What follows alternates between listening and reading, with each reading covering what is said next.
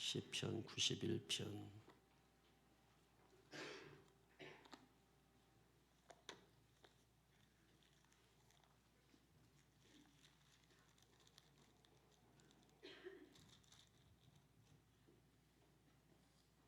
펴놓으세요. 한 절씩 읽어갈 거니까. 이 시편 91편은 저자에 대해서 다윗이라고 하는 사람도 있고 또 모세라고 하는 사람도 있고 또 배경도 다양해요. 여러 가지 다양하고 그럴 수밖에 없는 것은 이제 이 시편의 어떤 문체나 뭐 이런 것들이 좀 이렇게 다양해서 그런 거죠.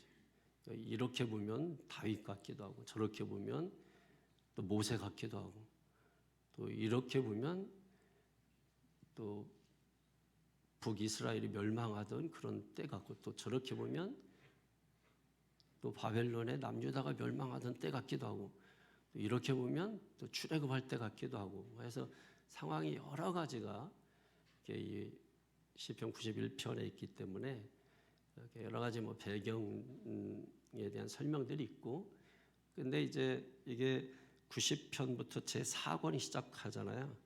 90편은 하나님의 사람 모세의 기도 이렇게 돼 있단 말이에요. 그리고 91편이 이어지기 때문에 대부분의 사람들은 모세의 기도일 것이다 이렇게 보는 거예요. 그러면서 동시에 90편과 91편의 내용적으로 상당히 유사한 내용들이 많이 있다. 그래서 모세에게 힘을 실어 주는 것입니다. 내용을 구분하는 것은 쉬워요. 세 섹션으로 이렇게 볼 수 있는데 1절, 2절 보면 인칭 대명사가 나와요. 1절, 2절에 보면은 나는이라고 하는 것이 나와요. 나는, 나의 뭐 이렇게 내가 이런 말들이 많이 나오고 또 3절에서 13절까지 3절에서 13절까지는 너가 너라는 2인칭 대명사죠. 1인칭 대명사 1절 2절 2인칭 대명사가 3절에서 13절까지 그러니까 너라는 말이 이제 많이 나옵니다. 거기에 이제 두 갈래로 이제 구분을 해볼 수 있어요. 3절에서 8절까지 그리고 9절에서 또 13절까지 이렇게 구분을 또 해볼 수가 있고 그리고 이제 세 번째 섹션이 이제 14절 16절입니다. 거기에 보면 3인칭 대명사로 그는이라고 하는 말이 나옵니다. 그는 그래서 내용적으로 구분하는 것은 그렇게 어렵지 않아요. 그래서 첫 번째 섹션에서 예를 들면은 보면 1절에서 2절에 보면은 이제 1인칭 대명사죠. 그러니까 나는이라고 했어요. 그러면 나는은 우리가 보면 하나님이시죠. 그러니까 하나님이 어떤 분이냐라고 하는 부분을 설명을 하는 거예요. 하나님이 어떤 분이냐. 그 다음에 두 번째에서는 3절에서 13절까지죠. 3절에서 8절까지, 9절에서 13절까지. 하나님께서 이제 이 부분에서 이제 어떻게 도우시는지를 구체적으로 설명을 하는 거예요. 천사를 동원해서까지도 우리를 도우신다. 하나님의 도우시는 어떤 방법들 이걸 설명하는 것이고 14절에서 16절은 내가 너를 도왔다 하는 하나님의 간증이에요. 하나님이 직접 간증을 하듯이 하나님이 말씀하시는 거예요. 그는이라고 말하면서 하나님께서 도왔다. 하나님이 보호하심. 그러니까 이 91편의 요지를 한마디로 말하면 하나님의 보호. 하나님의 보호라고 볼 수 있어요. 하나님은 보호라는 말은 뭐 지킨다 이런 뜻도 있는 거잖아요. 그러니까 하나님은 우리를 보호하시는 걸 기뻐하세요. 그러니까 우리를 지켜주시는 것을 기뻐하세요. 하나님은 뭐 너를 지키시고 뭐 이런 찬양 있죠. 우리 부르는 찬양 중에 또 민수기 6장에 보면은 그 축복에 보면은 거기도 하나님께서 뭐 우리를 지키신다. 뭐 이런 그 표현들이 있잖아요. 그러니까 하나님께서 우리를 지켜주시기를 원하시고 또 기뻐하신단 말이에요. 그렇기 때문에 하나님께 우리가 중요한 것은 우리의 몫이 있어요. 우리의 몫. 하나님께로 우리가 달려가야 돼요. 나를 보호해 주시는 하나님 앞에 우리가 달려가야 된다. 달려가야 된다. 그때 이제 피난처가 되시는 거죠. 그래서 2절에 보면은 피난처라고 하는데 피난처는 보호 개념이고 그 다음에 또 뭐가 나오냐면 요새가 나오죠. 요새는 공격 개념이에요. 그러니까 하나님께서 보호도 해주시지만은 때로는 적극적으로 우리를 위해서 공격도 해주시는 분이란 말이에요. 그래서 뭐 이름 살펴보면 뭐 1절, 2절만 해도 뭐 하나님의 이름이 굉장히 많이 나와요. 뭐 지존자, 전능자, 또 뭐 피난처, 또 요새, 의뢰하는 하나님, 뭐 많이 나오고 하나님의 이름이 많이 나오는데 지존자라고 하는 것은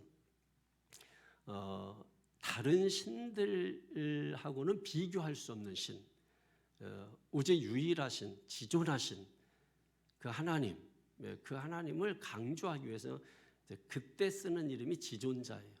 아무 때고 이제 뭐 아무 이름 쓰는 게 아니고 지존자라는 이름이 나올 때는 다른 신들과 비교할 수 없다. 뭐 이런 뜻으로 여러분이 생각하시면 돼요. 그리고 전능자는 우리가 잘 아는 것처럼 엘샤다이, 그러니까 보호의 개념이 강한 거죠. 보호, 지키신다, 전능하시다, 이런 개념이 강한 겁니다. 그런 의미에서 오늘은 어떤 전능자의 그늘 아래 거하는 자, 그늘 아래 거한다. 전능자의 그늘 아래 거한다. 그늘 아래 거한다라고 하는 의미는 이 어미새가 새끼를 그 품에 안는 것을 의미하는 거예요.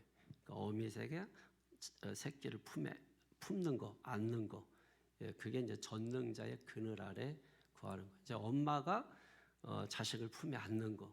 그때 가장 아기는 세상에서 가장 안전을 느끼는 거죠. 가장 평안하고 가장 안전을 느끼는 거죠. 그래서 우리가 하나님의 품에 안길 때 가장 안전한 것을 느낀다. 그런 자에게 그런 자들이 그런 자, 즉 지존자의 은밀한 곳은 이제 예를 들면은 성수가 있잖아요. 성수가 있을 때 지성소가 가장 깊은 곳에 있잖아요. 그러니까 지성소를 의미하는 거예요. 그러니까 저와 여러분이 지성소에 하나님이 두신다는 거야. 지성소는 못 들어가. 아무나 못 들어가. 지성소는 법궤가 있잖아요. 그래서 거기는 1년에 딱 한 번, 대제사장도 한 번 들어가는데 그것도 그냥 들어가지 않아. 들어갔다 죽을 수가 있기 때문에 몸에다가 끈을 묶어가지고, 그죠? 방울 달아가 소리가 안 나면 끌어 잡아 당기는 거야. 사람이 죽어도 데리러 못 들어가. 그럼 죽어. 그러니까 가장 그 은밀한 곳에, 누구도 범접할 수 없는 곳에 저와 여러분들을 보호해 주신다. 그 지성소가 하나님의 품이란 말이에요. 믿습니까? 여러분, 이게 얼마나 큰 축복이냐. 믿음은 뭐냐면 우리가 그곳에 있다고 믿고 사는 거예요. 우리가 그곳에 있다고 믿고 사는 거야. 그 품에 우리를 보호해주고 있다고 믿고 사는 게 믿음인 거예요. 자, 이런 사람은 어떤 노래를 불러야 되느냐. 2절에 말씀하는 나는 여호와를 향하여 말하기를 그는 나의 피난처요 나의 요새요 내가 의뢰하는 하나님. 이 노래가 되겠죠, 여러분. 전능자의 그늘 아래 사는 사람이 불러야 되는 노래. 그분은 나의 요새시다, 피난처시다, 내가 의뢰하는. 의뢰한다라는 것은 뭐예요? 의지하는 것. 하나님을 의지하는 거예요. 하나님을 전폭적으로 우리가 의지하고 하나님을 신뢰하면서 사는 것을 의미하는 것입니다. 하나님을 의지하면서 신뢰하면서 사는 것. 이것을 우리가 다른 말로 이렇게 표현할 수가 있는데, 하나님을 의지한다는 것은 하나님께 달려가는 것과 같은 거예요. 자, 예를 들면 하나님이 피난처입니다. 하나님이 피난처, 우리의 보호자가 됐어요. 피난처면 내가 여기에 있다. 여기가 있는 것이 뭐 광야, 세상이다. 뭐 사업하는 현장에 있다, 뭐 학교에 있다, 뭐 이게 다 내가 있는 곳이죠. 어떤 재난이나 어려움이 있을 때 우리가 여기가 피난처가 어느 곳에 있다고 한다면 우리가 피난처 있는 곳으로 달려가야 되는 거죠. 근데 비가 온다. 비가 오는데 예를 들면 여기가 내가 서 있는데 비가 오면은 다 맞을 수밖에 없는 거죠. 근데 이 사람이 하나님은 나의 피난처시야 하면서 그대로 여기에 있다고 한다면 어떻게 되겠어요? 비 다 맞는 거지 뭐 이거는. 근데 이런 걸 믿음이라고 하는 게 아니고 믿음은 하나님이 피난처가 되시기 때문에 내가 피난처로 가기만 하면 보호받는다 이런 뜻인 거예요. 그러니까 하나님은 자기에게 오는 자를 결코 막는 법이 없다고 했잖아요. 자기에게 오는 자를 막는 법이 없어요. 그러니까 우리가 하나님 앞에 달려가는 것은 이게 우리의 몫이라는 거예요. 우리의 몫. 그러니까 하나님께 가기만 하면 하나님께서 뭐예요? 우리를 보호해 주시는 것이, 지켜주시는 거예요. 근데 이제 달려가는 게 쉽지가 않아. 이게 어려운 일이 있다고 막 비가 온다고 달려가는 게, 하나님께 달려가는 게 쉽지가 않아. 하나님이 피난처라고 해도 달려가는 게 쉽지가 않아. 왜 그러냐? 이게 이제 믿음의 문제예요. 믿음의 문제. 그래서 믿음이 크고 작고 뭐 있고 없고 이런 문제가 생기는 거예요. 그러니까 다 좋은 게 있는데도 믿음이 없어서 자기한테는 이게 아무것도 아닌 게 돼버리는 거예요. 근데 이 믿음을 또 갖는 것도 쉽지가 않잖아요. 이 믿음 갖는 것도. 그래서 믿음은 반드시 앞에 뭐가 따라오냐면 은혜가 따라오는 거예요. 은혜가. 그러니까 은혜가 없이는 믿음이 안 생겨. 그래서 먼저 은혜가 흘러야 돼. 은혜가 흘러야 믿음이 생겨요. 자, 예를 들면 로마서 10장 17절에 보면 믿음은 들음에서 난다 그랬잖아요. 그래서 다 듣잖아. 근데 어떤 사람 믿음 생겨, 어떤 사람 안 생겨. 뭐 차이예요? 은혜 차이란 말이에요. 은혜 차이. 그러니까 은혜가 흘러야 이 믿음이 반응을 해서 말씀을 들을 때 믿음이 생겨요. 그런데 이 은혜가 역사하지 않으면, 은혜가 흐르지 않으면 아무리 들어도, 똑같이 들어도 그 말씀에 대해서 믿음이 안 생기는 거예요. 그래서 이제 이것과 반대되는 것이 완악함이야. 완악함. 완악함이라고 하는 것은 뭐냐면 빈틈이 없는 이런 뜻이거든요. 완악하다. 우리 성경에 보면 완악하다 이런 말이 있잖아요. 이 빈틈이 없다라는 거예요. 이 빈틈이 없는 게 좋은 뜻이 아니고, 예를 들면 하나님의 은혜가 들어갈 틈이 없는 사람이야. 이렇게 이제 빈틈이 없는 이 완악한 사람들은 하나님께서 은혜를 주지 않아서가 아니라 은혜를 주어도 그 은혜를 받아들일 생각이 없는 거예요. 그 틈이 없는 거예요. 예, 왜 그러냐면 이 사람들은 자기가 붙들고 살아왔던 게 있거든요. 이거를 놓으면 죽는 줄 알아요. 그래서 이 사람들은 사람과의 관계도 잘 하지 않아요. 보통 완악한 사람들의 특징은 뭐냐면 사람들하고 잘 안 만나요. 그리고 자기 동굴로 들어가요. 왜냐면 거기서 나오면 죽는 줄 알아요. 그래서 제가 이렇게 성경을 보면서 내가 나이 들더라도 완악하게 들면 안 되겠다 이런 생각을 했어요. 은혜가 없으면은 참 인생이 별거 아니구나 이런 생각이 들어. 근데 참 똑같은 인생인데 그렇게 뭐 그 사람이 부자도 아니고 그 사람이 뭐 명망 있는 사람도 아니고 뭐 이런데 참 은혜가 있어. 그 은혜가 있는 사람들 만나면 참 그렇게 좋아. 그렇게 참 이렇게 사람이 너무너무 이렇게 뭔가 나도 은혜가 되는 것 같아. 그래서 무슨 말만 해도 그게 다 믿어져. 다 그냥 들려. 소리가 다 들리고 뭐 이런 분들이 있더라고. 야, 저렇게 되겠다. 나중에 이제 나도 여러분들처럼 나이가 들면 그렇게 해야 되겠다 이런 생각, 이런 생각이 들었어요. 그래서 야, 참 중요한 거다. 이거 정말 알아야 된다. 이 완악한 사람의 제1인자가 바로거든요. 제2인자가 사울왕이거든요. 대표적으로 이 사람들 우리가 본받자 할 사람이 없잖아. 이름을 바울이라고는 저도 바로는 안 짓잖아. 이제 예. 사울 이름 짓는 사람 없어요. 사울이라고 사울 이름 들어본 사람? 없어. 죽으려면 무슨 짓을 못해요. 그렇게 짓지 않는다. 그래서 에베소 2장 8절 9절에 보면은 은혜로 말미암아 뭐라고 돼 있지? 은혜로 인하여 믿음으로 구원을, 하여튼 그렇게 순서가 돼요. 은혜, 믿음, 구원 이렇게 돼. 그 항상 순서가 이런 그렇게 돼 있어요. 그래서 믿음이라고 하지만은 믿음은 또 은혜가 없으면 안 되나. 그래서 감리교 어떤 신학에 의하면 그걸 선행 은총이라 그래. 선행 은총이라 그래. 우리가 믿을 수 있는 그게 없잖아. 그래서 하나님이 모르겠다 해서 은혜를 미리 줘버려. 미리 줘버리는 거야. 미리 줘버려. 군대에서 제일 나쁜 인간이 뭐냐면 돈도 안 주고 심부름 먼저 시키는 사람. 갔다 오면 줄게 이런 인간. 갔다 오면 줄게 해서 돈 받아본 역사가 없어. 아니 갔다 와서 다 알잖아 대충 얼마인지.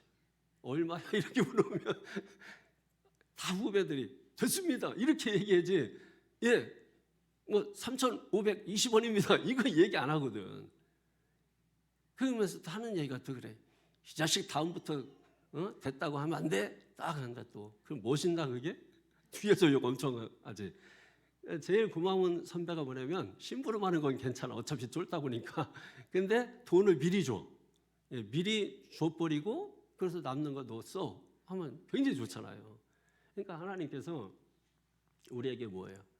선행 은총을 먼저 줬다는. 그래서 우리가 믿을 자격이 없지만 믿을 수 있는 은혜가 주어진 거예요. 믿습니까? 실제로 가만히 생각해 보라고. 이걸 뭐 지식적으로 따지고 할 거 없이 그냥 가장 좋은 게 지식보다 더 좋은 게 깨달음이거든. 깨달음이에요. 저는 지식이 아주 탁월한 것이라고 생각을 했어요. 근데 아니에요. 그래서 종교의 그 깨달음이라는 것을 깨닫게 됐어요. 내가 지식을 통해서 아는 것도 중요하지만은 지식을 통해서 아는 것을 깨달지 못하면 소용이 없구나. 그래서 깨달음이 종교에서 참 중요하게 여겨지는 것이구나 하는 것을 깨달아진 거죠. 여러분들도 이렇게 살면서 많이 깨달아지는 은혜가 있기를 축원합니다. 잠언서 18장 10절에 보면 이런 말씀이 있어요. 여호와의 이름은 견고한 망대라 의인은 그리로 달려가서 안전함을 얻느니라. 자, 여호와는 견고한 망대라 그랬잖아요. 의인이 누구예요? 의인은 저 여러분들이잖아. 그러니까 저와 여러분들이 뭐 하는 거예요? 견고한 망대가 되시는 하나님께 어떻게 된다고요? 달려가서 안전함을 얻느니라 그랬거든요. 그러니까 달려가서 안전함을 얻느니라. 여호와의 망대, 피난처, 보호. 내가 의인이 달려가서 안전함을 얻느니라. 그러니까 달려가지 않으면 안전함을 얻지 못한다는 거예요. 달려가기 위해서 믿음이 필요한 것이고 믿음의 은혜가 반드시 필요한 것이다 하는 것이에요. 근데 우리의 그 완고함을 꺾고 은혜로 인해서 믿음으로 구원받았으니 여러분 얼마나 감사한 거예요. 그러니 하나님 앞에 찬양 고백이 1절 2절 나오는 거예요. 다 같이 시작. 지존자의 은밀한 곳에 거주하며 전능자의 그늘 아래 사는 자여 나는 여호와를 향하여 말하기를 그는 나의 피난처요 나의 요새요 내가 의리하는 하나님이라 하리니 아멘. 할렐루야. 얼마나 멋집니까 여러분. 하나님께서는 저와 여러분들을 아주 철저하게 철통같이 보호해 주십니다. 지켜주십니다. 그럼 어떻게 보호해 주시느냐? 그게 3절에서 13절까지 나와 있는 거예요. 자, 두 섹션으로 또 거기도 돼 있다 그랬죠? 그러니까 첫 번째 부분 우리 3절에서 8절까지 쭉 읽습니다. 그 사이에 저는 물 마실 테니까 3절에서 8절까지 시작.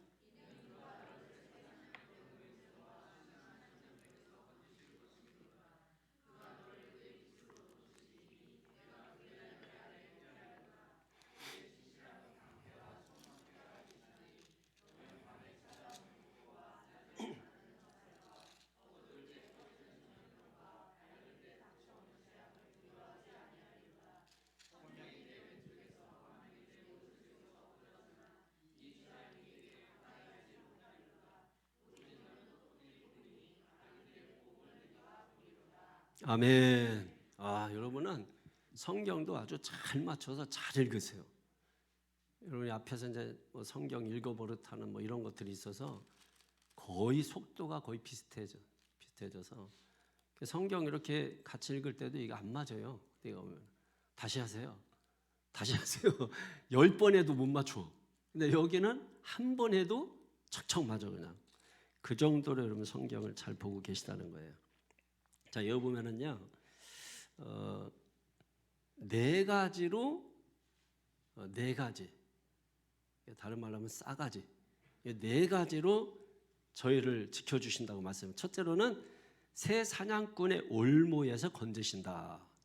새 사냥꾼, 사냥꾼이 새 거다 이런 게 아니라 새를 잡는 사냥꾼을 얘기하는 겁니다. 새 사냥꾼. 그러니까 새 사냥꾼들이 올무를 놓을 때 새한테 미리 공포하고 그러고 올무를 치나요?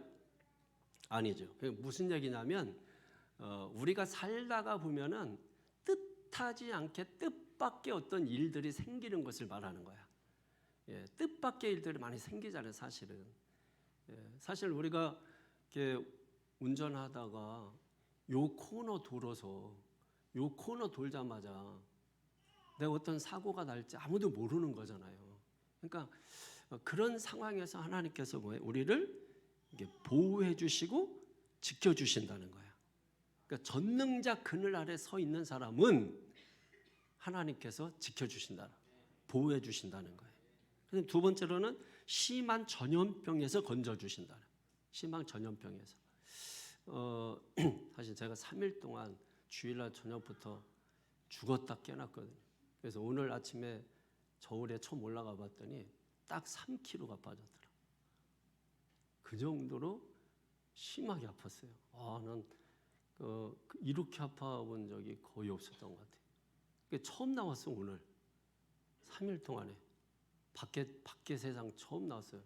따뜻하더라고. 봐도 여러분 얼굴에 쭉 빠졌죠. 그러니까 너무 아팠어요. 오늘도 사실은 몸이 아픈데 제가 그런 생각을 했어요. 이미 질병을 하나님 다 가져가셨고 내가 질병한테 얘기했어요. 너 내가 병원 가서 약 먹고 낫기 전에 그냥 집에 있을 때 나가. 그러지 않으면 내일 나 병원 간다. 딱 선전포고를 했어.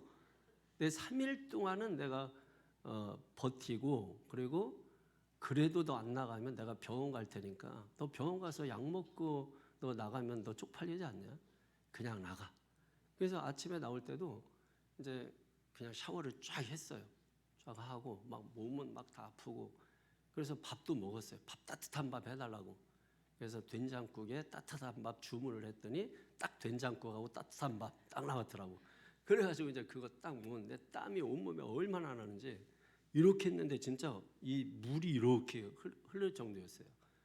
그렇게 하고 이제 나와서 지금 이렇게 서 있는 거 좀 어질어질하긴 하지만은 다 나은 것 같아요. 만약에 누워 있으면 계속 아프다고 막 있을 거예요. 그러니까 여러분도 한번 이거 한번 해보세요. 병한테 겁을 줘. 병원 가서 주사 맞고 낫기 전에 내가 3일 동안 봐줄 테니까 너 그때 나가든지 아니면 너 쪽팔리려면 만대로 해. 나 병원 진짜 간다. 이렇게 하면 얘가 겁먹어. 나가버려요. 사실 이제 제가 또 깨달은 게 뭐냐면, 야, 이렇게 참 강한 것 같은데 이 감기 이런 거에도 꼼짝 못하고 그거 아프니까 다 싫은 거야. 다 그냥 싫은 거야 그냥. 그 먹는 거 좋아하는데도 그 먹는 게 싫은 거야. 그 뭐 먹고 싶어서 뭐 좀 사다 달라고 해서 넣었는데 입이 받질 않아. 그래서 한두 개 먹다 그냥 먹지를 못하고. 야, 이게 참 인간이 이렇게 연약한 거구나. 이렇게 연약한 거구나. 근데 오늘 좀 나아질 만하니까 또 이렇게 그동안 밀린 거 해야지 하면서 이렇게 또 이렇게 올라오더라고. 근데 그래도 순간 그거라도 깨닫게 하시니까 또 감사하더라고. 그래서 여러분 사람이 질병 가운데 있을 수 있어요. 또 여러 가지 또 상황 가운데 놓여 있을 수 있고. 우리는 이제 성경을 착각할 수가 있는데 북이스라엘은 하나님 막 공격하고 이제 뭐 때리고 막 야단하고 해서 북이스라엘은 꼭 이방인 같은 느낌을 가질 때 많거든요. 근데 그렇지 않아요. 북이스라엘은 하나님의 선민이야. 하나님의 백성이야, 여러분. 그 하나님의 백성들이 이렇게 좀 나눠진 것 뿐인 거지. 그러니까 하나님의 백성들도 고난 당하고 어려움 당할 수 있어요. 그렇지만 중요한 것은 뭐냐면 왜 어려움 당하느냐. 그게 중요한 거예요. 왜 어려움을 당하느냐. 그래서 그걸 찾아보면 왜 어떻게 축복을 받느냐를 또 알 수 있는 것이죠. 그러니까 어떤 상황에 놓일 수는 있는데 그 상황에서 하나님 어떻게 하신다고요? 건져주신다. 심한 전염병에서 건져주신다. 얼마 전에 지나갔잖아요, 그죠? 다 건져주셨잖아. 다 건져주셨잖아요, 여러분. 이 건져주셨다를 더 실감나게 표현하는 말이 뭐냐면 빼내주신다이 말이야. 사실 이런 말이 참 조심스러워요. 이렇게 참 굉장히 조심스러워서 이제 이런 말은 제가 이제 사실 스쳐 지나가는 그런 건데 빼내주신단 말이에요. 근데 상당히 많은 그런 고난 아픔들이 있었지만 그 가운데서 빼내주셨잖아요. 빼내주셨잖아요. 그래서 하나님 전능자 그늘 아래 있는 자들은 우리가 걱정하고 두려워하고 염려하고 불안해할 필요가 없구나. 그럴 필요가 없구나. 여러분 길거리에서 어떤 사람 만나서 싸움이 붙으면 누가 이겨요? 더 크게. 누가 이겨? 목소리 큰 놈이 이기지. 목소리 큰 놈이 이긴다고. 목소리 큰 놈이 왜 이겨? 원래 심리학적으로 보면은 목소리 크게 하는 사람들 있잖아요. 이렇게 싸우다가 목소리 크게 이렇게 하는 게 불안해서 그렇대. 두려워서. 질까봐. 그래서 목소리 크게 하는데. 그러니까 목소리 큰 놈이 목소리 크게 누가 이렇게 쳐도 여러분 오히려 잠잠하신 게 이기는 비결이에요. 가만히 있는 사람들은 두려움이 없는 거야. 나는 전능자의 그늘 아래 있다. 칠라면 쳐라. 못 친대. 못 쳐. 그러니까 여러분 어떤 상황에서도 하나님께서 지키시고 보호하시고 건져내시고 빼내주신다. 그 다음에 온갖 고난과 악에서 보호해 주신다. 4절에 보면 거기 보면 아주 실감나게 4절 5절에 밤과 낮 이렇게 비교해 가면서 하나님께서 우리를 건져주신다고 말씀하고 있습니다. 여러분 밤에는 고난이 있다 할지라도 낮에도 고난이 있대. 그러니까 낮에도 그럼에도 불구하고 하나님이 보호해 주시고 밤에도 보호해 주시고 어떤 상황에서도 하나님께서 우리를 보호해 주시나. 사냥꾼이 새를 잡으려고 올무를 쳐놔도 하나님이 보호해 주신다는 거예요. 반드시 하나님이 보호해 주신다.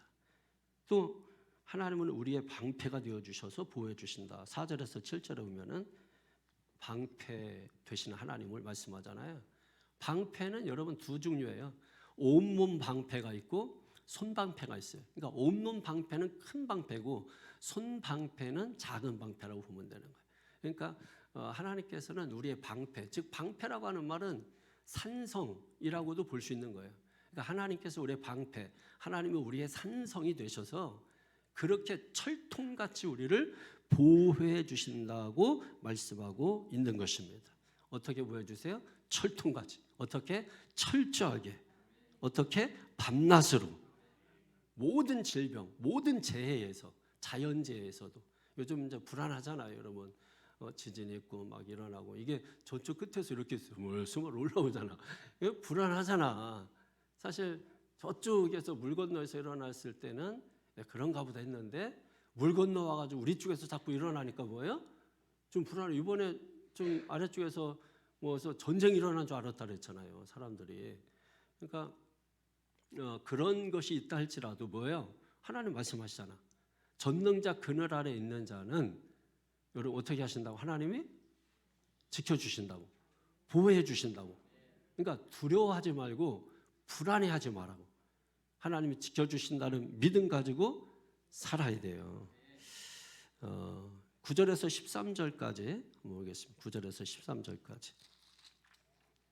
시작.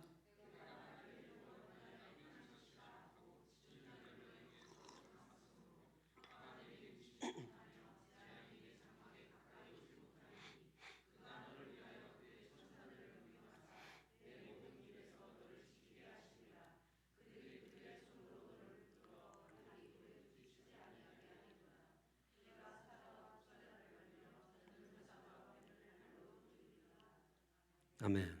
잘 오다가 끄트머리에서 약간 하바바바 했어요. 근데 왜냐면 하리로다 이런 말이 굉장히 하리로라 이렇게 해서 잘 이렇게 안 되는데 거기서 좀 바바바박 그리고 나머지는 기가 막히게 잘해서 오 진짜 잘하네 이렇게 했는데 아까는 사실은 잘하라고 잘했다 그랬는데 진짜 잘하네 하고 있었는데 갑자기 거기서 역시나 아바바바 해가지고 역시구나 이렇게 생각을 했어요.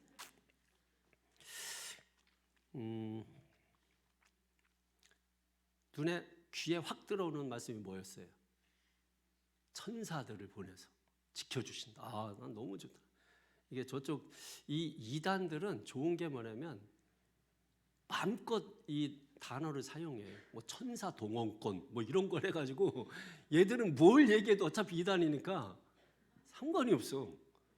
그리고 사실 이단들이 하나님의 말씀을 아주 직역을 해가지고 얘들이 혜택 보는 것도 사실 많이 있어요. 제가 이렇게 볼 때는 얘기가 그래서 그렇지 편해. 걔들은 뭐 표현을 자유롭게 해서 근데 저희 정통파 이 목사들은 어떤 표현도 가려서 해야 되거든. 예. 천사를 뭐예요? 보내서 우리를 지켜주신다, 보호해주신다. 이게 무슨 말이에요? 그만큼 천사가 지키는 거잖아. 철저하고 완벽하다 이거예요.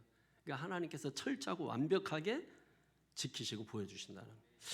저는 이제 지금까지 살아오면서 죽을 뻔한 고비를 좀 몇 번을 넘겼어요. 몇 번을 넘겼어요. 예전에 한번 제가 얘기했던 것 같은데, 고등학교 때 고등학교가 이제 학교가 좀 멀어요. 이렇게 멀어서 버스 놓치면은 한두 시간을 기다려야 돼가지고. 심심하면 그냥 걸어갈까 해가지고 그냥 걷다가 버스 오면은 그냥 뭐 그때는 그냥 길거리에서 그냥 손 들고 태워달라 그러면 버스 기사가 마음 좋으면 서줘요. 웬만하면 서줬어. 그냥 서주고 했는데 이렇게 큰 길을 이렇게 찾기를 지나가다가 덤프 트럭이 이렇게 지나가는데 가깝잖아요. 이게 인도가 따로 이렇게 많이 없단 말이에요. 근데 이렇게 가는데 순간 나도 모르게 뭔가 위험하다라는 이 느낌을 받았어요. 그래서 내가 지금 상당히 위험하구나 했는데 그 덤프 트럭이 빠른 속도로 제 옆을 이제 확 지나가는 거죠. 그럼 제가 딸려 들어가거든요. 그 강한 게 가면 바람에서 저도 같이 딸려 들어가거든요. 근데 그때 이제 누가 나를 확 밀어버렸어요. 밖으로. 확 밀어버려서 제가 밖으로 이렇게 밀렸어요. 바람이 민 게 아니에요. 그러니까 제 느낌에는 누가 터치를 해서 밀었는데 아무도 없었어요. 그때 이제 저는 천사가 나를 도와줬구나. 저는 그렇게 하는 거죠. 이거는 저 개인적인 체험이니까 여러분은 믿든지 안 믿든지 그건 여러분이 자유롭게 생각하시면 되고. 그리고 이제 또 제가 오토바이 사고 났다 그랬잖아요. 오토바이를 타고 이제 그때도 고등학교 때네. 학교를 가다가 아니라 그때는 이제 늦은 시간인데 깜깜한 길에 이제 그 논길이 이렇게 많았다면 시골에는. 그래서 가다가 이제 수로 같은 게 있잖아요. 용수로 같은 거 이런 거 있어서 그쪽 위에를 이렇게 가는데 처음 가는 길이라 모르고 계속 갔어요. 또 속도도 좀 낸 거지 그러니까. 천천히 간 게 아니고 가다가 길이 끝나는지 모르고 그냥 간 거예요. 근데 그 높이가 상당히 높아. 상당히 높은 데에서 떨어진 거예요. 그것도 굉장히 좀 안 좋은 게 겨울이야, 겨울. 물에 빠지잖아. 엄청 춥잖아요. 뚝 떨어졌어요. 그 밑으로 그냥 오토바이 그냥 시동 건 채로 떨어졌어. 그 순간 또 짧은 시간에 이거는 죽었다. 이 생각이 나면서 엄마 아버지 생각도 하고 이제 가족들 앞으로 살아갈 생각들도 하고 한 몇 초 차이, 한 떨어지는 시간이 한 2초 정도 걸렸나. 2초에 다 생각되더라고. 그래서 딱 이제 떨어졌는데 살았어요. 저는 그 천국에 간 줄 알았어. 왜냐면 딱 살았는데 천국인 줄 알았어. 왜냐면 의식이 있는데 세상이 아무것도 안 보여. 왜냐면 머리가 땅에 박혀가지고 아무것도 안 보인 거야. 보니까 거기가 이제 용수로니까 다 쇠면이죠. 바닥이 쇠면인데 희한하게 그 부분만 깨져 있는 거야. 거기만 쇠면이 깨져 있어.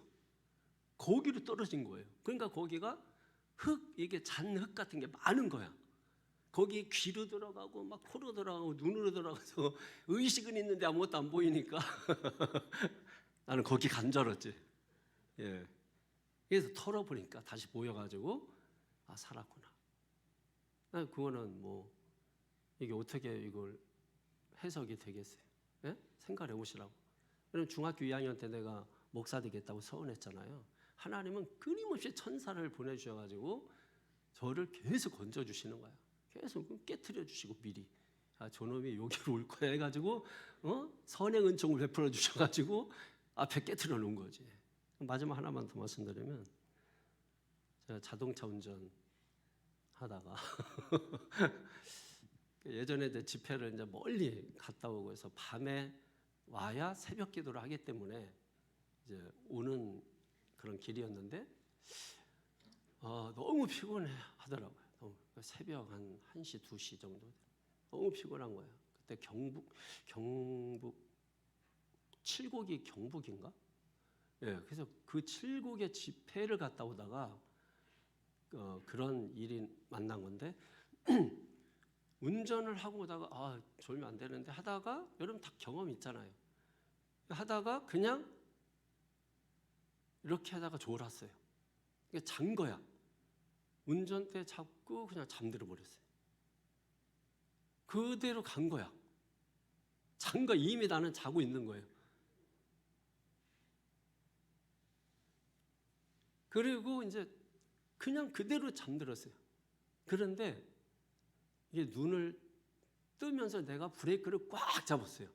그 눈을 뜨면서 그냥 자서 이제 정신이 그때 차려진 거지. 브레이크를 꽉 잡았어요. 하고서 브레이크를 잡았는데 그게 서 있었어, 차가 이미. 그런데 어디에 서 있었냐면 차가 그 갓길 있잖아요. 갓길에 거기에 차가 잘 세워져 있는 거야. 그냥. 여러분 그거 어떻게 설명할 거야? 그 천사가 운전대 잡고 거기서 정지시켜 놓은 거죠. 저는 제가 갓길에 서질 않았어요. 그리고 갓길에 세울 만큼 그렇게 또 용기도 없어요. 근데 갓길에 차가 이렇게 세워져 있어가지고 그래서 그때 천사가 운전대를 잡아줬구나 뭐 이런 생각. 그러니까 제가 최선을 다하지 않을 수가 없는 거죠. 목회에 대해서만큼은 내가 최선을 다해서 내 생명을 살려주신 그 은혜에 보답해야지 하는 마음이 그 열정이 식어지지가 않는 거죠. 그게 사실 뭐 여러 번 있어요. 뭐 계단에서 올라갈 때 또 앉아 있었던 천사, 뭐 하여튼 해서 이렇게 저쪽하고는 달라. 저쪽에서는 뭐 여기 보이죠, 여러분. 그래서 전체가 보고 하는 그런 천사하고는 달라. 그러니까 성경에 여러분 그랬잖아요. 천사를 보내서 하나님께서 보호해 주신다고 했잖아. 여러분도 가만히 돌이켜 보라고. 그게 천사예요, 여러분. 뭐 천사가 날개 달고 와가지고서 이렇게 해가지고서 내가 너를 도와줄게. 그게 아니라고 그게. 모르는구나. 도와줄게.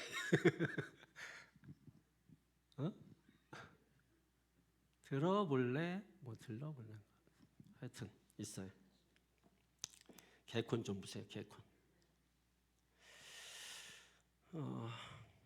그리고 12절에 오면은 더 재밌는 게 뭐냐면 12절에 다시 한번 보세요. 그들이 그들의 손으로 너를 붙들어. 그들이 천사들을 말하는 거거든. 너를 붙들어. 그들의 손으로 너를 붙들어. 이게 무슨 얘기냐면 천사들이 우리를 손바닥 위에 올려놨다는 거예요. 아니면 잡아서 붙들어서 하여튼 올렸다는 얘기야. 그래서 우리의 발이 땅에 부딪히지 않는 거지. 땅에 닿지 않는 거지. 그러니까 천사가 우리를 들어 올려서 돌에 부딪힐 일이 없도록 그렇게까지 하신다는 거예요. 그러니까 여러분, 천사의 도움을 믿으세요. 쑥 잡아서 애기들 이렇게 가다가 뭐 넘어지려고 하면 갑자기 아버지가 쑥 잡아가지고 쑥 끌어서 이렇게 올려놓잖아요. 천사 우리를 그렇게 하신다는 거예요. 그리고 우리를 높은 곳에 세워주시는 거예요. 그리고 13절에 네가 사자와 독사를 밟으며 젊은 사자와 뱀을 발로 누르리라. 이게 사자와 뱀, 사자와 독사는 영적 원수 마귀를 가리키는 겁니다. 마귀를 가리키는 거예요. 영적 원수인 마귀를 의미하는 겁니다. 이 마귀를 나중에 어떻게 한다고요? 아무리 우리를 괴롭게 하고 힘들게 해도 결국은 발로 다 밟아버린다는 거예요. 짓밟아버린다. 그러니까 뭐 염려하고 걱정할 필요가 없죠. 근데 마귀가 하는 일이 뭐냐면 기도하지 못하게 하는 거거든요. 근데 기도하지 못하게 하는 거를 마귀가 어리석게 이러면은 뭐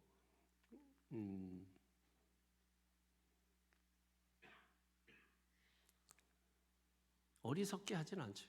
어떻게 합니까? 여러분 좋은 말로 하는 거예요. 야, 최선을 다해. 그게 얼마나 좋아요. 최선을 다하라고 하는데 그게 뭐가 나빠요? 최선을 다해. 너 사업하는데 최선 다해. 공부하는데 최선 다해. 그게 얼마나 좋아. 믿는 사람한테도 좋고 안 믿는 사람한테도 좋고. 근데 그래서 최선을 다해. 그러다 보니까 바빠. 최선 다하다 보니까. 바쁘니까 뭐해? 기도할 시간이 없어. 기도하지 못하게 하는 거죠, 여러분. 이게 마귀가 기가 막힌 거야. 예. 그리고 이 마귀가 쓰는 문법들이 있어요. 이 마귀 문법, 또는 바벨론 문법이라고도 하는데, 이 부정적인 언어들이 그런 것들이에요. 불신앙적이고 불순종적이고 뭐 이런 말들을 하지 않는 게 좋아요. 이런 것들은 다 마귀 문법이에요. 마귀 문법. 우리는 성령의 문법으로 바꿔야 돼요. 믿음의 문법으로 바꿔야 돼요. 예, 그래서 할 수 있으면은 우리가 믿음으로 이렇게 고백하는 말이 가장 좋아요. 그러니까 믿음으로 고백하지 못할 말은 사실 좋지 않다고 보면 돼요. 사실은 그러니까 믿음으로 고백할 수 있는 말이 좋은 거예요. 믿음으로 기도합시다. 좋은 거잖아, 그죠? 이런 것들이 성령 문법이야. 교회에서는 좀 그런 문법들을 많이 쓰는 게 좋죠. 예수 믿고 그렇게 변화된 사람들 보면은 문법이 달라져요. 그럼 우리가 뭐 할렐루야 하는 것도 문법이 바뀐 거잖아. 그 전에는 식사하셨슈? 뭐 이렇게 하다가 이제는 할렐루야 이렇게 하잖아요. 그러니까 이 문법이 바뀐 거잖아.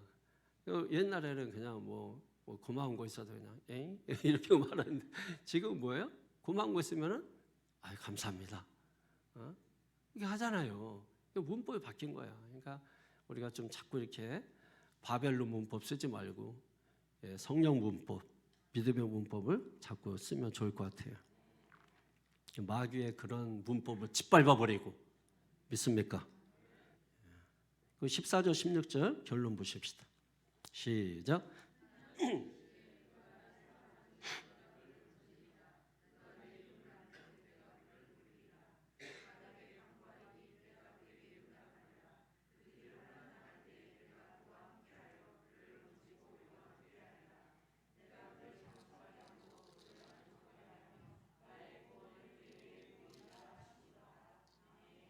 아멘. 잘했어요. 내가 하나님을 적극적으로 의지하는 방법이 뭐예요? 내가 적극적으로 하나님을 의지하는 방법이 뭘까? 기도하는 거예요. 기도하는 거. 적극적으로 내가 하나님을 의지하는 것은 기도하는 겁니다. 그러니까 기도하는 순간 우리가 전능자의 그늘에 전능자의 품속으로 쏙 들어가는 거야. 기도하는 순간에. 그러니까 기도하는 게 아무것도 아닌 거라는 걸 아셔야 돼. 기도가 그냥 형식이 아닌 거야.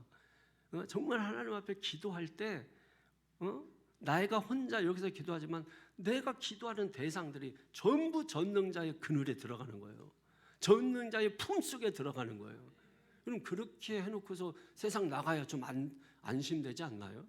그래서 새벽 기도 나오면 안심되는 거야. 근데 못 나오면 불안한 거예요, 그게. 왜? 전능자의 그늘에 들어가야 되는데 못 들어가니까. 그래서 들어가게 해놓고 안전하게 해놓고 그러고서 일터로 가면 안전하잖아요. 그리고 나는 어디를 가든 하나님이 보호하실 것이고. 그래서 우리가 하나님 앞에 그렇게 기도하는 것입니다. 그렇게 기도하는 자들에게 주시는 축복 5가지를 기록해 놓는 거예요. 첫째는 원수들과 온갖 환난에서 건져 주신다는 거예요. 온갖 환난에서 다 건져 주신다. 그 이유는 뭐라고 말씀하세요? 14절에 그들이 하나님을 사랑하기 때문에. 그러면 사랑한다는 것은 뭐냐면 간절히 찾고 바란다는 뜻이거든요. 사랑하면 간절히 찾고 바라게 돼 있어요. 하나님을 간절히 찾고 바라는. 그러니까 저는 여러분이 정말 이렇게 어떤 상황에 있어도 하나님을 간절히 바라는 그런 심령이 됐으면 좋겠어. 그럼 하나님이 여러분을 놓지 않거든. 하나님을 절대로 놓지 않아요. 하나님을 절대로 실망시키시는 법이 없어요. 어떤 상황에서도 건져주시고 어떤 상황에서도 우리를 구원해 주시기 때문에 15절에 맨 마지막에 보면 그를 건지고 영화롭게 하리라 그랬죠. 높여주신다는 거, 우리를 높여주신다는 거. 높여주시는 이유는 뭐예요? 봐라, 전능자의 그늘 아래 있는 사람들이다 보라는 거예요. 그래서 높이는 거예요. 높여줘서 하나님이 지켜주고 보호해주기도 하지만은 믿지 않는 자들에게 보라는 거예요. 저 사람을 봐라. 그죠? 그래서 하나님이 우리를 영화롭게 하시고 건져주시고 이런 일을 하시는 것이거든요. 그래서 온갖 환난에서 하나님께서 우리를 건져주고, 그 다음에 또 14절에면은 원수들이 손이 미치지 못하도록 우리를 높여주신다 그랬잖아요. 높여주신, 여기서도 높여주시네. 여러분 그런 말이 생각나네. 닭 쫓던 개 지붕만 쳐다보네. 그거예요. 원수들이 결국은 자기들이 이기는 줄 알고 쫓아오는 거지. 여러분 그 이기는 사람들의 그 특징이 있어요. 이기는 사람들의 그 특징은 보면은 애초에 질싸움을 하질 않아요. 그래서 이기는 사람들은 항상 자기가 장수, 시간, 뭐 모든 것은 다 이기는 사람들이 정해. 어디로 몇 시까지 나와. 그래서 이기는 사람들이 다 정해. 그러니까 당연히 약한 자가 강한 자를 이긴다는 건 쉽지 않지. 그럼 약한 자가 강자를 이길 수 있는 기회가 많지 않다는 거야. 그럼 이길 수 있는 기회가 있어요. 언제냐? 그러니까 강한 사람이 빠지기 쉬운 게 뭐냐면 교만이거든. 교만하게 만들어 놓는 거지. 그럼 교만할 때 공격하면 그 사람은 반드시 무너지게 돼 있거든요. 그게 지혜예요, 지혜. 그러니까 여러분 우리가 약하다고 세상적 관점에서 우리는 안 돼, 우리는 할 수 없어, 이 생각을 버리셔야 돼요. 내가 약할 때 곧 강함이에요. 하나님께서 반드시 하고자 하시면은 하실 수 있어요. 우리가 그게 필요하면 반드시 하나님 그것을 하신다는 거예요. 하나님은 우리에게 약속을 하시고 그냥 나 몰라 이렇게 하시는 분이 아니라 반드시 그 약속을 지켜주시는 분이란 말이에요. 또 15절에 보면은 기도에 응답해 주신다고 했어요. 여러분 자녀가 구하면은 반드시 주시죠. 근데 자녀가 어떻게 구해요? 마음대로 구하는 게 아니라 아버지가 기뻐하는 것을 구하는 거예요. 애들한테 여러분 야 너네 뭐 갖고 싶은 거 얘기해. 이렇게 얘기해 보세요. 애들이 아빠 차 사주세요. 걔하고 뭐 관계 끊자는 얘기지. 아빠가 기뻐하는 게 뭘까? 예, 이런 거 생각하지 않겠어요? 아빠가 기뻐하는 게 뭘까? 예, 다 생각하면 나온다고 이게. 다 생각하면 나와요. 여러분도 한번 생각해 보시라고. 하나님 기도하면 다 주셔. 하나님이 기뻐하시는 게 뭘까? 생각해요. 지혜? 좋다. 솔로몬이 여러분 그래서 지혜 때문에 돈도 벌고 막 명예도 얻고 다 했잖아요. 그러니까 이게 엄청난 지혜인 거예요. 지혜 속에 다 있다고 그러니까 예수님이 지혜라고 말씀하시던 오죽하면 예수님 안에 모든 게 다 있잖아요. 그러니까 하나님께서 구하면 다 주세요. 이걸 오해하시면 안 돼. 다 주세요. 그러나 자녀는 자기 마음대로 구하잖아요. 하나님 아버지가 기뻐하시는 것을 구하게 돼 있어요. 기뻐하시는 것을 구하라고 한 아버지가 구했는데 안 주신다? 이거는 사람도 그렇게 안 해요. 하나님 당연히 여러분 주시는 분이시죠. 여러분. 그리고 15절에 보면 환난에서 건지시고 영화롭게 하신다.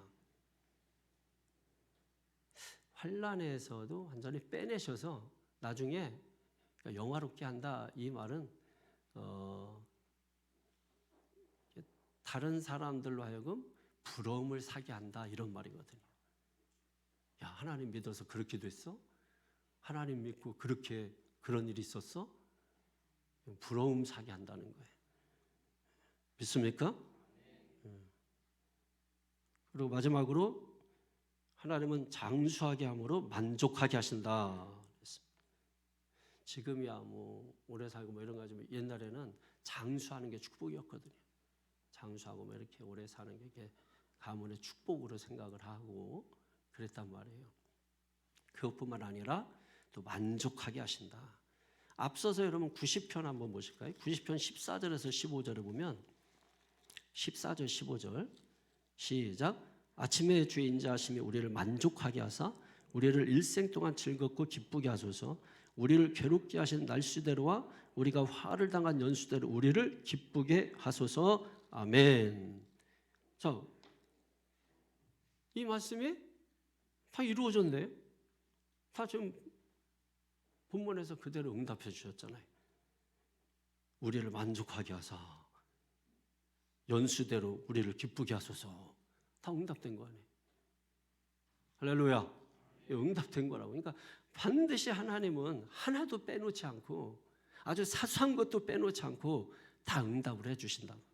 그러니까 여러분 하나님은 의심할 필요도 없고 하나님을 우리가 무슨 재볼 필요도 없고 시험해 볼 필요도 없어요.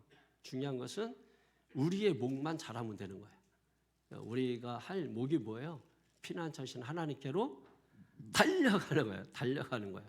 심히 달려갑시다. 어떻게 달려가는 거예요? 어떻게 하는 게 달려가요? 기도로 달려가야지 뭐. 찬송으로 달려가야지. 예배하면서 달려가야지. 그게 뭐다? 전능자의 그늘 안에 있는 거예요. 기도하고 찬송하고 예배하는 거. 이게 다 전능자의 그늘 아래 거하는 자예요. 이런 사람은 하나님께서 오늘 성경에 지키시고 건지시고 보호해 주시고 높여 주시고 영화롭게 해 주시고 장수하게 해 주시고 만족하게 해 주시고 하나님 그렇게 해 주신다. 믿으시면 아멘. 아멘. 이 말씀 붙들고 우리 하나님 앞에 통성을 한번 기도합시다.